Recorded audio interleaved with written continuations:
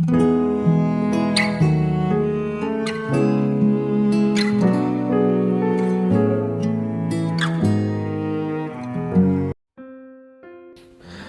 saudara yang kasih Tuhan Yesus, selamat malam dan salam sejahtera bagi saudara semua. Saya ucapkan selamat tahun baru kepada saudara semua, dan saya menyapa bagi saudara yang ada di Indonesia dari Sabang sampai Merauke, baik di kota maupun yang ada di desa sampai di seluruh pelosok tanah air. Dan saudara semua yang ada di Malaysia, di Sabah, di Sarawak, di Kuala Lumpur, di Singapura, dan di Amerika Serikat, senang sekali kembali menjumpai saudara pada saat ini. Kiranya damai sejahtera dan sukacita daripada Roh Kudus melimpah dalam hati dan kehidupan saudara semuanya. Dan kiranya saudara semua dalam keadaan baik dan sehat selalu. Selamat datang kembali di Pokok Anggur bersama saya Yosia Krisbianto. Mari saudara yang dikasih Tuhan Yesus, sebelum kita bersama-sama merenungkan firman Tuhan, mari kita bersatu di dalam doa. Bapa di surga, Bapa yang baik, Bapa yang kami muliakan di dalam nama Tuhan Yesus Kristus, kami sungguh mengucap syukur oleh karena pertolongan Tuhan, oleh karena penyertaan Tuhan di sepanjang hari ini, sehingga kami boleh dimampukan Tuhan untuk melewati hari ini, hari yang Tuhan beri untuk kami dapat melakukan aktivitas kami, tanggung jawab kami masing-masing. Itu semua karena berkat pertolongan daripada Tuhan. Pada saat ini kami kembali rindu ya Tuhan untuk merenungkan firman-Mu. Berbicaralah kepada setiap kami ya Tuhan, jamah hati kami dan urapi kami senantiasa sehingga kami boleh memahami maksud firman Tuhan. Terima kasih Tuhan, kami sungguh siap merenungkan firman-Mu hanya di dalam nama Tuhan Yesus Kristus kami berdoa. Amin.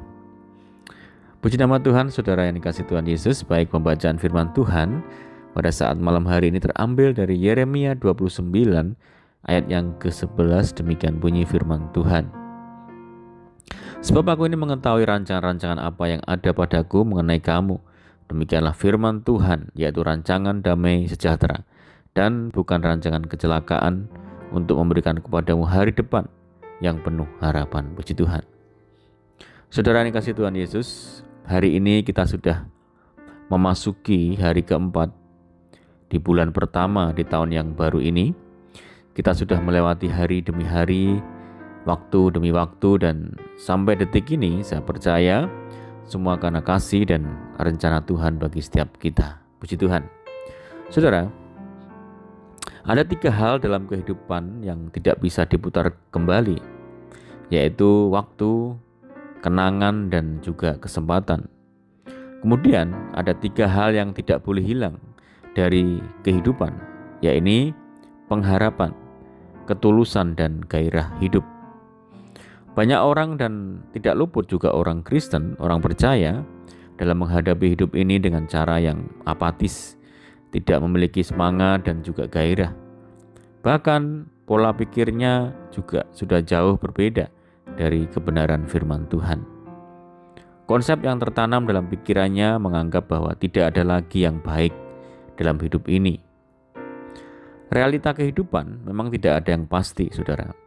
Di tengah tawaran tersebut, banyak manusia membutuhkan kepastian.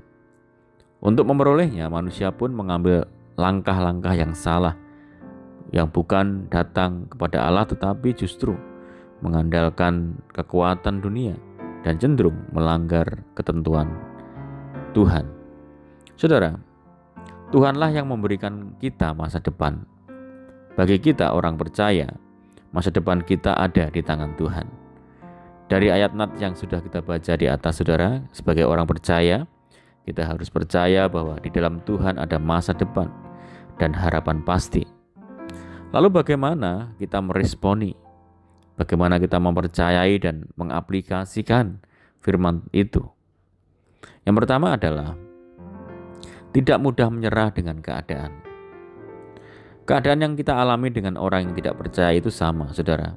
Kita juga bisa mengalami krisis, bisa mengalami goncangan, mereka juga mengalaminya. Namun bedanya, orang percaya harus memiliki prinsip tidak boleh menyerah dengan keadaan di sekitar. Masih ingat dengan Yusuf, seorang anak muda yang memiliki cita-cita dan pengharapan. Ia mendapat mimpi dari Tuhan. Bagaimana 11 berkas gandum sujud kepada berkas gandumnya. Ini merupakan suatu visi bahwa Tuhan akan mengangkat hidupnya. Ia akan menjadi pemimpin. Saudara-saudaranya marah terlebih karena Yusuf sangat dimanja dan diistimewakan oleh orang tuanya. Mereka iri kepada Yusuf dan membuat suatu rencana jahat. Saat Yusuf pergi mencari saudara-saudaranya, mereka menangkapnya dan memasukkannya ke dalam sumur. Setelah itu, ia diangkat dan dijual ke pedagang Mesir, kemudian dijual lagi ke Potifar sebagai budak. Dari anak yang diistimewakan, dalam sehari berubah menjadi budak. Di rumah Potifar, ia mengalami hal yang pahit. Ia difitnah karena tidak mau berbuat dosa, sehingga dimasukkan ke dalam penjara. Saudara, Yusuf yang disertai Tuhan tidak menyerah dalam situasi apapun.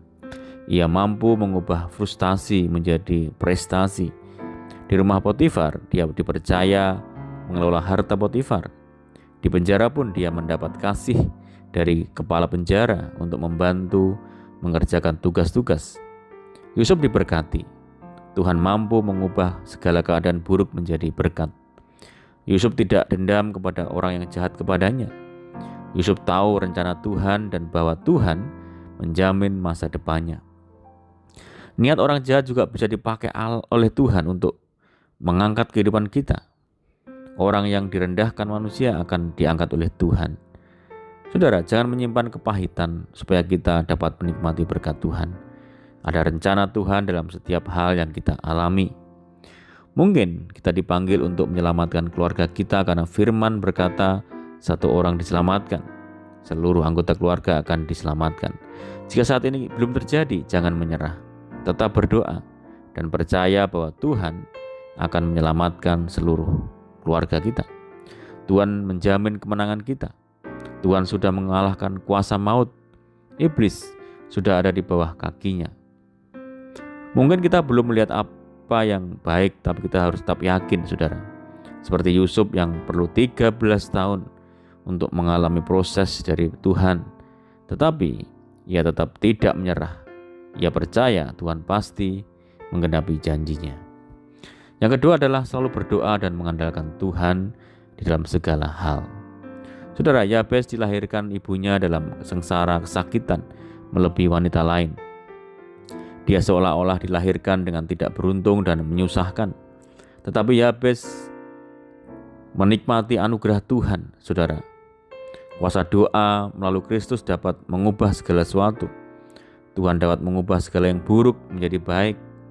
Dalam menjalani hidup ke depan dan untuk menikmati masa depan, tetaplah berdoa, berserah, dan percaya Tuhan yang kita sembah adalah Tuhan yang hidup dan mendengar setiap doa-doa kita. Dan yang ketiga adalah hidup di dalam iman. Dalam Lukas 5 ayat 1-6 menuliskan tentang Petrus yang sudah berusaha dengan segala macam cara lewat pengetahuan dan pengalamannya sebagai nelayan, tetapi gagal. Ia tidak berhasil mendapatkan ikan dan tidak mendapat apa-apa. Tetapi ketika Yesus berkata, "Tebarkan jalamu," Petrus meresponi dan menjawabnya walaupun sudah gagal. Tapi Petrus tetap percaya dan pada firman Tuhan dan perbuatan Tuhan. Firman itu memberi jalan dan kekuatan kepada kita untuk tidak menyerah dan sungguh berharap kepada Tuhan. Tidak seorang pun mengetahui apa yang terjadi besok, saudara. Demikian firman Tuhan mengatakan, masa depan sungguh ada dan harapanmu tidak akan hilang. Iman adalah dasar dari segala sesuatu yang kita harapkan dan bukti dari segala sesuatu yang tidak kita lihat. Kita tidak bisa melihat masa depan, tetapi kita bisa berharap akan masa depan. Yakobus memadukan masa depan yang ingin dicapai manusia dengan mempraktekkan iman. Bila kita hendak membuat perencanaan, kita harus melibatkan Tuhan dari tahap awal perencanaan. Jangan membuat perencanaan hanya dengan mengandalkan pengalaman dan pengetahuan. Sadarilah bahwa kita adalah manusia yang memiliki keterbatasan, saudara. Kita tidak mengerti apa yang akan terjadi besok. Kesempatan yang kita miliki sangat singkat, seperti uap yang sebentar saja terlihat lalu lenyap. Saudara, kita harus berserah dan bersandar kepada Tuhan, karena segala sesuatu berada di bawah kuasa-Nya. Bahkan kesempatan untuk melakukan apa yang kita rencanakan pun berada di bawah kendali Tuhan. Walaupun tidak ada dasar untuk berharap, tetapi mari kita terus berharap. Jangan menyerah pada keadaan berdoa dan tetap percaya kepada firman Tuhan. Tuhan akan menggenapi setiap firman-Nya dalam kehidupan kita.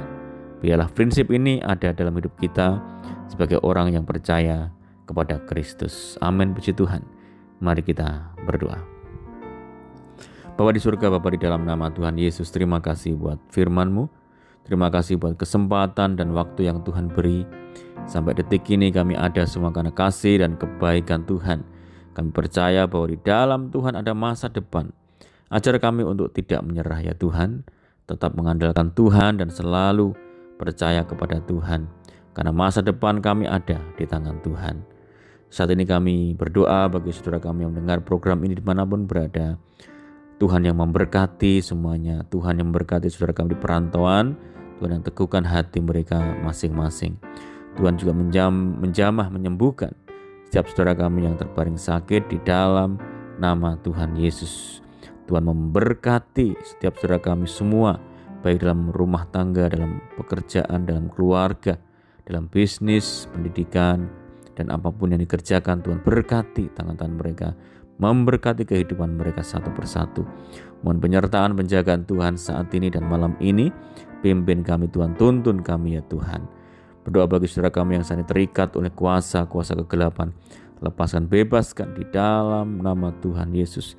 Tuhan juga memberikan penghiburan bagi setiap saudara kami yang saat ini mengalami penderitaan. Berikan kekuatan bagi setiap saudara kami yang lemah dan putus asa. Tuhan berikan jalan keluar. Berdoa bagi daerah kami, desa kami tinggal, kota kami, negeri kami, Tuhan yang memberkati semua. Terima kasih Tuhan, ini doa kami. Hanya di dalam nama Tuhan Yesus kami berdoa. Amin. Puji nama Tuhan, saudara, kita sudah mendengarkan firman Tuhan. Dan saya percaya saudara semua diberkati. Mari kita tetap bersukacita dalam Tuhan, mengandalkan Tuhan senantiasa. Sampai jumpa di renungan berikutnya. Saya ucapkan selamat malam. Tuhan Yesus memberkati. Haleluya.